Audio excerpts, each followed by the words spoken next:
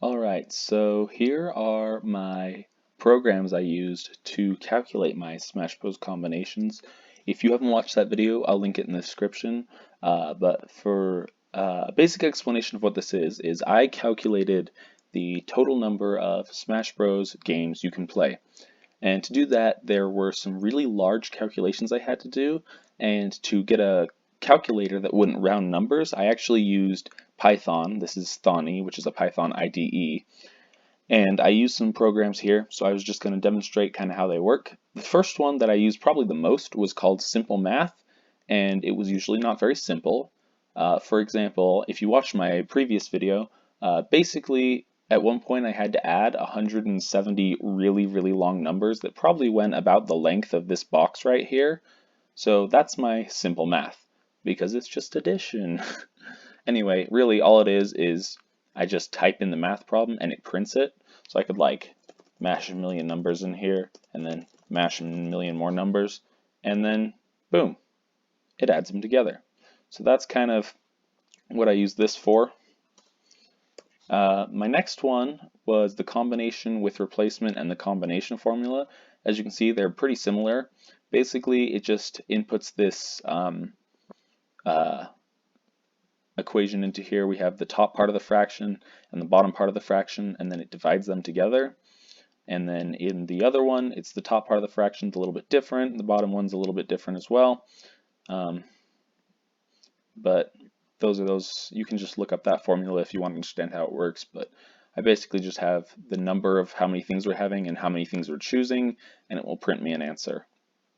Next one I'm going to show you is scientific notation expansion.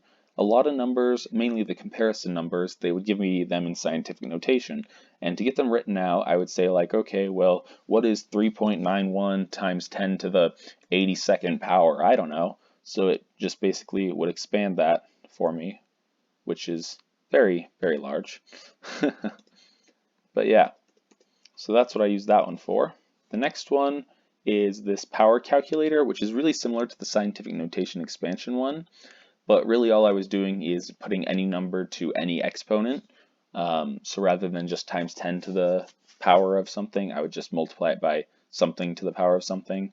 And I used that one a couple of times, not nearly as much as the other ones. Finally, I mentioned I needed to have a program to add commas to my numbers. I also made a comma remover in case I ever needed it, and really all this does is it replaces any commas with an empty space.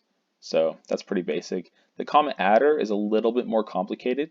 So I take whatever the number is, I flip it backwards, then I use this little program I found somewhere online to add a comma for every third number, and then I just reverse it again and print it. So that's what I used for those kinds of things. And then at the very end, once I was finished with all the calculations, I have this search for four numbers program. And what I put in this box was the entire document minus all the spaces. Well, when I say minus, I turned them into like dashes so that it would still count them as spaces. It just wouldn't take up a ton of space because I needed it on one line. And then we get this search function. It's called regex or something. I'm not really sure how to pronounce that, to be honest. But basically what this is it's saying search for 4 digits in a row. And then basically it just says take that entire input, search for those 4 digits, and tell me where they're at. And I mentioned in that other video, but I only had 2 I missed, which I didn't have 2 I missed, but it was only 2. So yeah, those are the programs I used to make that video and to make those calculations. So hope you enjoyed. Thanks for watching.